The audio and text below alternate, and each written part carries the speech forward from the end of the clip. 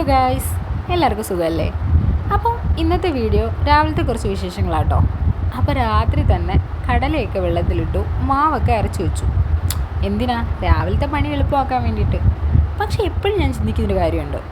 നമ്മൾ ചിന്തിക്കുന്ന പോലെ നമ്മുടെ ലൈഫ് നടക്കുന്ന കഥകളിൽ മാത്രമായിരിക്കും. റിയൽ ലൈഫിലൊന്നും അത് ചിലർക്ക് ശരിയാവും, ചിലർക്ക് ശരിയാവില്ല. അങ്ങനെ ഒരവസ്ഥയായിരിക്കും. എന്താണെന്നല്ലേ, അതാ ഞാൻ പറഞ്ഞത്. നമ്മൾ വിചാരിക്കുന്നിടത്ത് നമ്മുടെ ലൈഫ് നടക്കില്ല എന്ന്. അതെന്താണെന്ന് വഴിയേ പറയാം.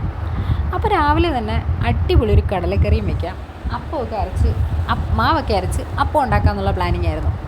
അങ്ങനെ ചായയൊക്കെ ഇട്ടു, ഓരോരോ പരിപാടി ഘട്ടം ഘട്ടമായിട്ട് ചെയ്യാൻ തുടങ്ങി. അങ്ങനെ പാലൊക്കെ ഒഴിച്ച് പാലൊക്കെ തിളച്ച് പരുവായിട്ട് വന്നു. അപ്പോഴത്തേക്ക് നമ്മുടെ കടലക്കറി സെറ്റാക്കാൻ വേണ്ടിയിട്ടെല്ലാം വെച്ചു. അപ്പോൾ കടലക്കറി ഉണ്ടാക്കാൻ വേണ്ടിയിട്ട് തന്നെ തലേ ദിവസം ഉള്ളിയും തേങ്ങയും എല്ലാം സെറ്റാക്കി വെച്ചു കേട്ടോ. അപ്പോൾ ഞാൻ ആദ്യം തന്നെ കടല അങ്ങ് വേവിക്കാമെന്ന് വിചാരിച്ചു. സവാളയും പച്ചമുളകും കുറച്ച് ചെറിയ ഉള്ളിയെല്ലാം ഇട്ട് കുക്കറിലിട്ടിട്ട് നന്നായിട്ടൊന്ന് വേവിക്കാൻ വേണ്ടിയിട്ട് വെച്ചു. അതിനുശേഷം വന്ന് നോക്കിയപ്പോഴോ നമ്മുടെ ചായ ഒരു പരുവമായി കിടക്കുന്നു. അങ്ങനെ തേയിലയൊക്കെ ഇട്ടത് സെറ്റാക്കി നമ്മുടെ ഏലക്കയൊക്കെ ഇട്ട് നല്ല അടിപൊളി ചായ. അങ്ങനെ ഇത് ഇളക്കിയപ്പോഴേ എനിക്ക് സംതിങ് ഫിഷ് എന്തോ ഒരു തകരാറ് പോലെ എനിക്ക് തോന്നി. ഞാൻ എന്നിട്ട് മൈൻഡേ ചെയ്തില്ല. കടലക്കറിയുടെ ബാക്കി പരിപാടി നോക്കി വെളുത്തുള്ളി അരിയാൻ പോയി. ചായയൊക്കെ അരിച്ചിട്ട് വന്നിട്ടും എൻ്റെ മൈൻഡ് ഫുള്ള് ഈ മാവിന് ഇതെന്ത് പറ്റി ഇങ്ങനെയായിരുന്നു. ഒരു ചായയൊക്കെ കുടിക്കുമ്പോഴെല്ലാം ഇത് തന്നെ ആയിരുന്നു ചിന്ത. അങ്ങനെ അതെല്ലാം അരിഞ്ഞ് സെറ്റാക്കി വെച്ചു. നമ്മുടെ ചെറിയ ഉള്ളിയും കറിവേപ്പിലയും വെളുത്തുള്ളിയും എല്ലാം സെറ്റാക്കി വെച്ചിട്ട് നമ്മുടെ തലേ ദിവസം അരച്ച് വെച്ചാൽ തേങ്ങയില്ലേ, അതുവരെ ഞാൻ അരച്ച് വെച്ചു. അതിലേക്ക് കുറച്ച് ഫ്രഷ് ക്രീം ഇട്ടിട്ട് ഒന്നും കൂടെ നന്നായിട്ട് നന്നായിട്ടൊന്ന് അടിച്ചെടുത്തു. ഇതെല്ലാം ചെയ്യുമ്പോഴും എൻ്റെ മനസ്സിൽ ഈ കടലക്കറി എങ്ങനെ കഴിക്കണം, അപ്പത്തിൻ്റെ കൂടെ അല്ലേ, അപ്പം എങ്ങനെയായി വരുമെന്നായിരുന്നു എൻ്റെ ടെൻഷൻ മൊത്തം. ഞാൻ ആദ്യം അത് വലുതായിട്ട് ചിന്തിക്കാൻ പോയില്ല, എങ്കിലും മൈൻഡ് ഫുൾ അതാണ്. ഇത് ശരിയാകുമോ, ആവും. അങ്ങനെ ചട്ടിക്കുട്ടനെയൊക്കെ അടുപ്പിൽ വെച്ചു. ചെറുതായിട്ട് ചട്ടിയുടെ സൈഡിൽ കുറച്ച് വെളിച്ചെണ്ണ തൂത്തപ്പോഴും ഇത് ഒഴിച്ചപ്പോഴും എനിക്ക് പോയി മൊത്തത്തിൽ പോയി എന്നുള്ള അവസ്ഥയായി. അങ്ങനെ അത് വെന്തു എന്നൊക്കെ ഞാൻ വിചാരിച്ചു. അതെന്നെ കൊതിപ്പിച്ചെന്ന് വേണം പറയാൻ, വെന്ത് എന്നുള്ള നിലയിൽ. ഇത് തൊട്ടപ്പോഴേ എനിക്ക് കാര്യം കത്തി. എന്താണെന്നല്ലേ, മാവ് ശരിയായില്ല. അതാണ് ഞാൻ തുടക്കത്തിൽ പറഞ്ഞത്, ചിലയിടത്ത് ശരിയാവും, ചിലയിടത്ത് ശരിയാവില്ല എന്ന്. അങ്ങനെ ഞാനതെടുത്ത് കഴിച്ചാൽ പോരെ ഷേപ്പ് അപ്പത്തിൻ്റെ. അങ്ങനെ നോൺ സ്റ്റിക്ക് പാൻ വെച്ചിട്ട് അതും വെച്ചപ്പോൾ താണ്ട ഇന്ത്യയുടെ ഭൂപടം പോലെ മൊത്തത്തിൽ കറങ്ങി നടക്കുന്നു. ഞാൻ വിചാരിച്ചു തിരിച്ചിട്ടിട്ട് എങ്ങനെയെങ്കിലുമൊക്കെ കഴിക്കാമെന്ന്. പക്ഷേ ഇതൊരു നടക്കി പോകില്ല എന്ന് എനിക്ക് എപ്പോഴാണ് മനസ്സിലായി ഇത് ചട്ടി പറ്റി പിടിച്ചപ്പോൾ. അങ്ങനെ ഞാനതെടുത്തു. ആ മാവിലേക്ക് നമ്മുടെ മാവ് കലക്കി വെച്ച ആ പൊടിയുണ്ടല്ലോ, അവനെ കുറച്ചിട്ട് ഇളക്കി ഒരു പരവേശത്തിന് എന്തൊക്കെയോ ആക്കാമെന്ന് വിചാരിച്ചു. പക്ഷെ ഒന്നും ആയില്ലെന്നല്ല, അത് നമ്മുടെ പോസ്റ്റർ ഒട്ടിക്കാൻ നിൽക്കുന്ന മൈദയില്ലേ, അതിൻ്റെ അവസ്ഥയിലായിരുന്നു. ഇതുണ്ടല്ലോ കല്ലിനെക്കാളിലും കട്ടിയായിപ്പോയി അപ്പം. അങ്ങനെ ഞാൻ ഓരോന്ന് ചുട്ടെടുക്കാൻ വിചാരിച്ചപ്പോൾ എൻ്റെ മൈൻഡ് ഫുള്ളോ ഇന്നത്തെ ദിവസമേ പോയല്ലോ അങ്ങനെയാണ് വിചാരിച്ചിരുന്നത്. കുക്കർ അടിച്ചപ്പോഴത്തേക്ക് മനസ്സിലായി റിയലിസ്റ്റിക് ആണെന്ന്. അങ്ങനെ കുക്കർ വെന്തോന്ന് നോക്കിയപ്പോഴത്തേക്ക് ഈ അപ്പം കാണുമ്പോൾ ഉണ്ടല്ലോ മനസ്സിൽ വല്ലാത്ത വിഷമമുണ്ട്. കാരണം ഇത്രയും കഷ്ടപ്പെട്ടിട്ട് അതിങ്ങനായി പോയല്ലോ എന്ന്. പക്ഷെ നമ്മൾ വിട്ടുകൊടുക്കില്ലല്ലോ, നമ്മൾ വിട്ടുകൊടുത്തില്ല. നമ്മുടെ കടലക്കറി വെച്ചിട്ട് അപ്പക്കൂട്ടിനെ സെറ്റാക്കാമെന്ന് വിചാരിച്ചു. അങ്ങനെ കടല വെന്ത് വന്നപ്പോഴത്തേക്ക് അതിൽ കുറച്ചുകൂടി വെള്ളം ഒഴിച്ചു കൊടുത്തു. നന്നായിട്ട് വെള്ളം ഒഴിച്ചിട്ട് കുറച്ച് മഞ്ഞൾപ്പൊടിയും ഉപ്പും ചേർത്തു. ഞാൻ ഉപ്പ് ചേർത്തായിരുന്നു, പക്ഷേ നോക്കിയപ്പോഴോ ഉപ്പ് തീരെയില്ല.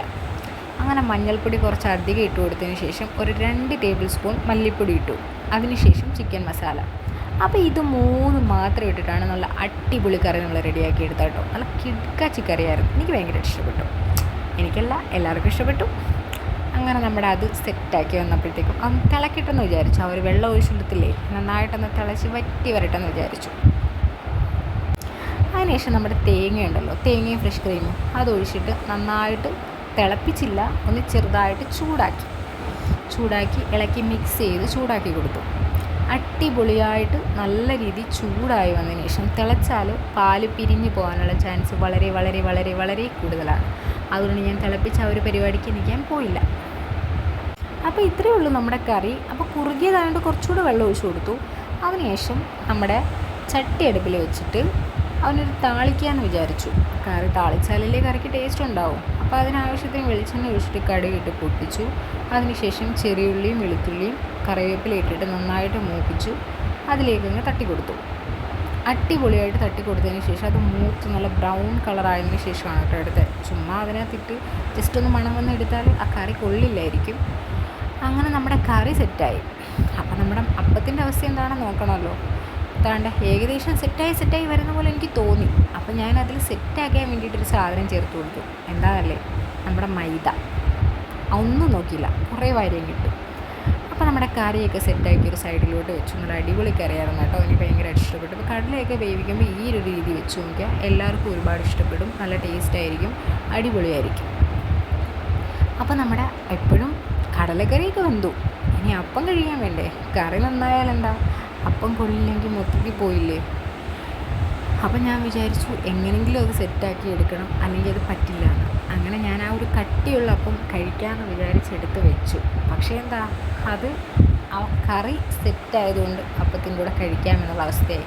പക്ഷേ ആ മാവും ആ അപ്പവും ഉണ്ടല്ലോ, ഭയങ്കര കട്ടിയെന്ന് പറഞ്ഞാൽ ഭയങ്കര കട്ടി.